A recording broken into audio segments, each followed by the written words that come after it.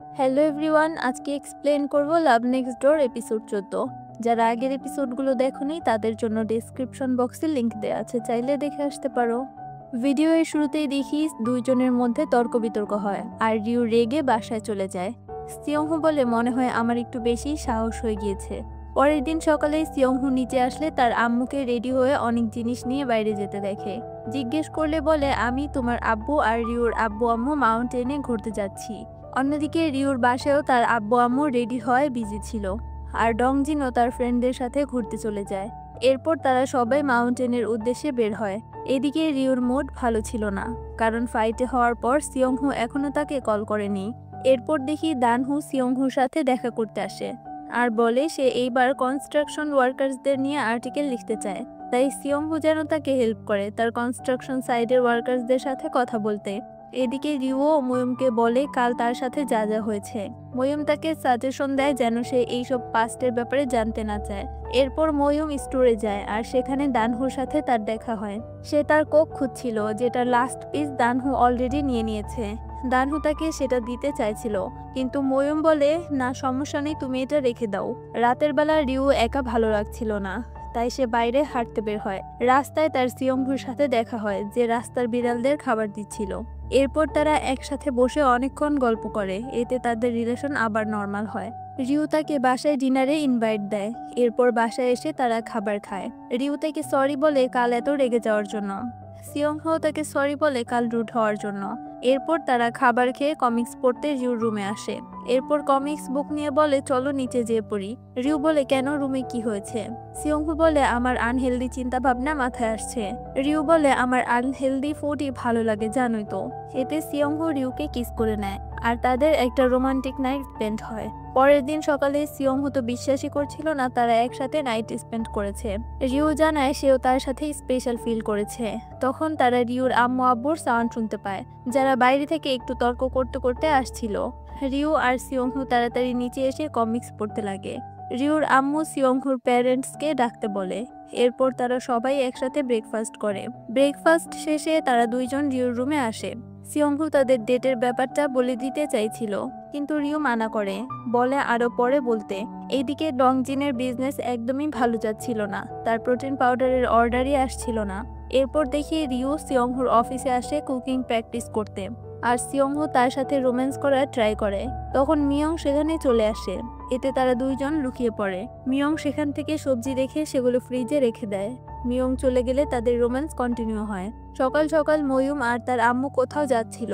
বাইরে দানহু আর ইউন্দুর সাথে তাদের দেখা হয়। ইউন্দু দৌড়ে ময়ূমের আম্মুকে হাক করে, কারণ দানহু এখন ইউন্দুকে ময়ূমের বাসায় পাঠায় না। এরপর দানহু ইউন্দুকে কিন্ডারগার্টেন নিয়ে যায়। ময়ূমের আম্মু বলে আমার এমন একটা নাতনি তো লাগবেই, কমসে কম ব্লাইন্ড ডেটে তো যাও। রিউও মানা করে দিয়েছে। ময়ূম বলে রিউও যাবে না, আমিও যাব না। এদিকে ইউন্দু দানহুর হাত ছেড়ে দাঁড়িয়ে পড়ে। দানহু বলে তুমি কি কিন্ডারগার্টেন যাবে না? ইউন্দু বলে এমন কিছু না, কিন্তু সেখানে আমার আপনার জন্য বিকেল পর্যন্ত ওয়েট করতে হয়। দানহু বলে তাহলে তাড়াতাড়ি নিয়ে আসবো। ইউন্দু বলে এতে আপনার কাজ মিস হবে। এর থেকে ভালো আমি কি গ্র্যান্ডমার বাসায় থাকতে পারি না? সেখানে গ্র্যান্ডমা আমায় রান্না করে খাওয়ায় আর আমি মজা করে খেলতেও পারি। দানহু বলে তাহলে আমিও তোমার সাথে খেলবো। এরপর দেখি রিওর কুকিং এক্সাম শুরু হয়। ফার্স্টে সে একটু নার্ভাস থাকলেও পরে ফুল ফোকাসে কুক করে। কুকিং শেষে রিউ বাইরে আসলে দেখে সিয়ংহু তার জন্য ওয়েট করছে। সিয়ংহু তাকে ফ্লাওয়ার্স দিয়ে কংগ্রাচুলেট করে। অন্যদিকে অফিসে যাওয়ার সময় ডংজিনের লিনার সাথে দেখা হয়। লিনা জানায় সে বিজনেস ট্রিপ থেকে এসে এখন অফিসেই যাচ্ছে। তখন ডংজিন লিনার পেপারে সিয়ংহুর অফিসের নাম দেখে জিজ্ঞেস করে তুমি কি এই অফিসেই জব করো? এটা তো আমার ফ্রেন্ডেরই অফিস। আর ডংজিন তাকে তার প্রোটিন পাউডারও গিফট করে। তখন সিয়ংহু আর রিও সেখান দিয়ে আসছিল। ডংজিন রিওর হাতে ফ্লাওয়ার্স দেখে জিজ্ঞেস করে এটা কিসের। সিয়ংহু রিওর হাত থেকে সেটা নিয়ে নেয় আর বলে এটা তো আমার। রিও নিয়ে পালাচ্ছিল। ডংজিন বলে তুমি এখন ফ্লাওয়ার্সও চুরি করছো, দাঁড়াও আমি আম্মুকে বলবো। লিনা বলে তোমরা কি ভাই বোন?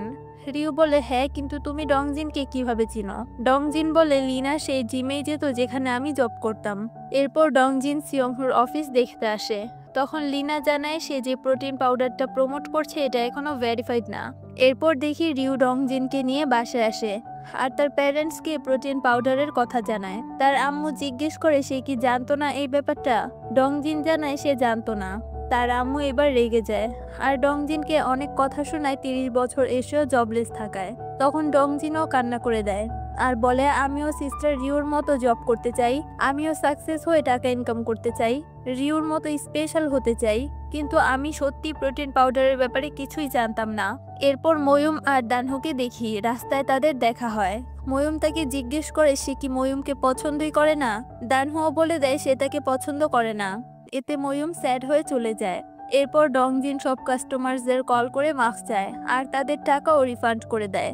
তখন রিউ এসে ডংজিনকে বোঝায় কেউ কখনো স্পেশাল হয় না, সবাই নর্মাল লাইফ লিড করে, তাই তার উচিত স্পেশাল হওয়ার চিন্তা বাদ দিয়ে তার যেই কাজ করতে ভালো লাগে সেটাই করতে। পরের দিন সকালে জানলায় রিউর সাথে সিয়ংহোর দেখা হয়। রিউর মুড অফ ছিল। সিয়ংহো ভাবে হয়তো সে টেস্টে ফেল করেছে, তাই সান্ত্বনা দিতে লাগে। তখন রিউ স্মাইল করে বলে সে পাশ করেছে আর কোরিয়ান ফুডের সার্টিফিকেটও পেয়েছে। এটা শুনে সিয়ংহো অনেক হ্যাপি হয়। এরপর তারা বাইরে দেখা করে। অন্যদিকে ময়ূম তার মেন্টরের ডেথ অ্যানিভার্সারিতে রেস্টিং প্লেসে ফ্লাওয়ার্স দিতে আসে। সে যখন বাইরে যাচ্ছিল তখন ইউন্দু আর ডানহুকেও সেখানে আসতে দেখে। ডানহু আর ইউন্দু আসে তাদের ফ্যামিলির জন্য ফ্লাওয়ার্স নিয়ে। এখানে জানতে পারি ইউন্দু ডানহুর বড় ভাইয়ের মেয়ে।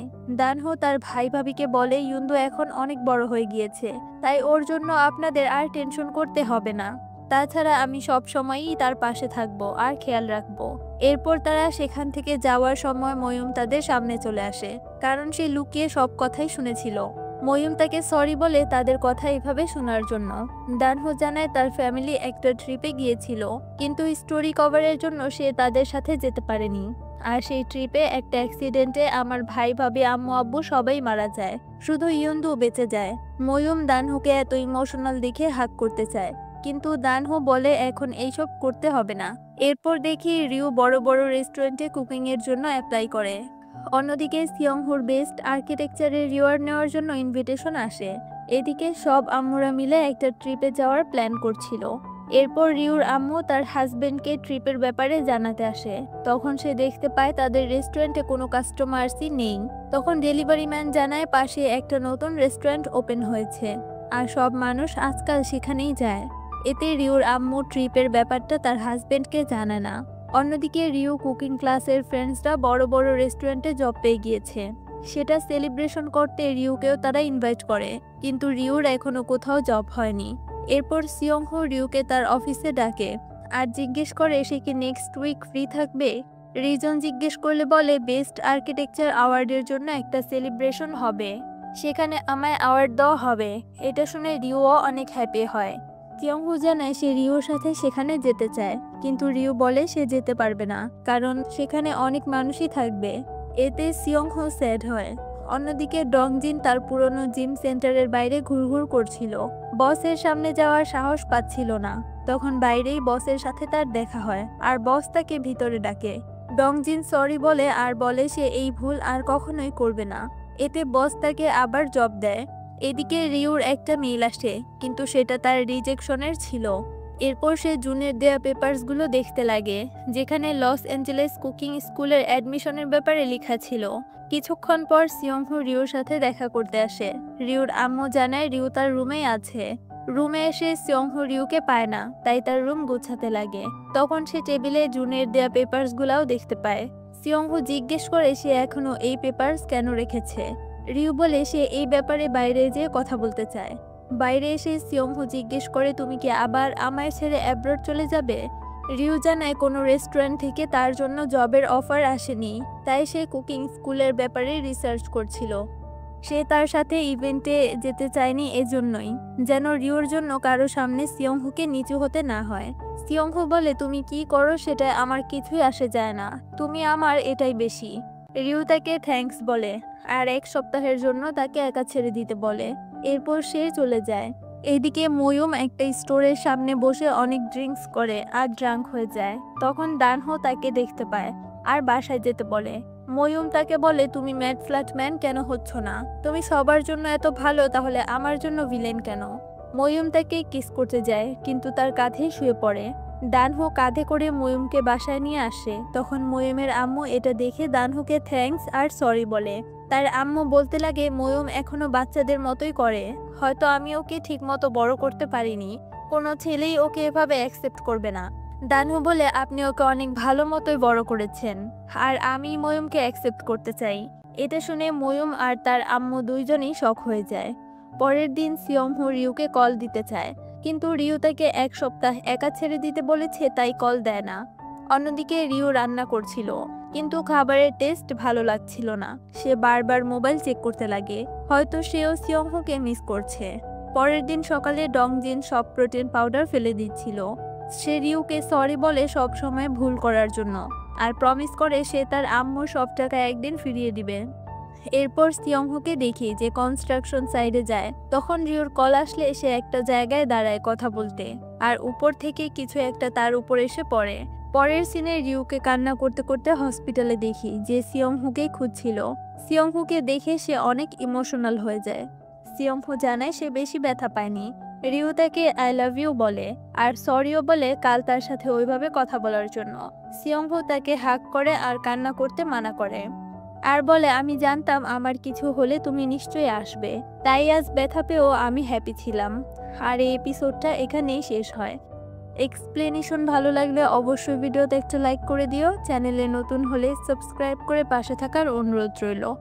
দেখা হচ্ছে পরবর্তী ভিডিওতে, ততক্ষণ ভালো থাকো। আল্লাহ হাফেজ।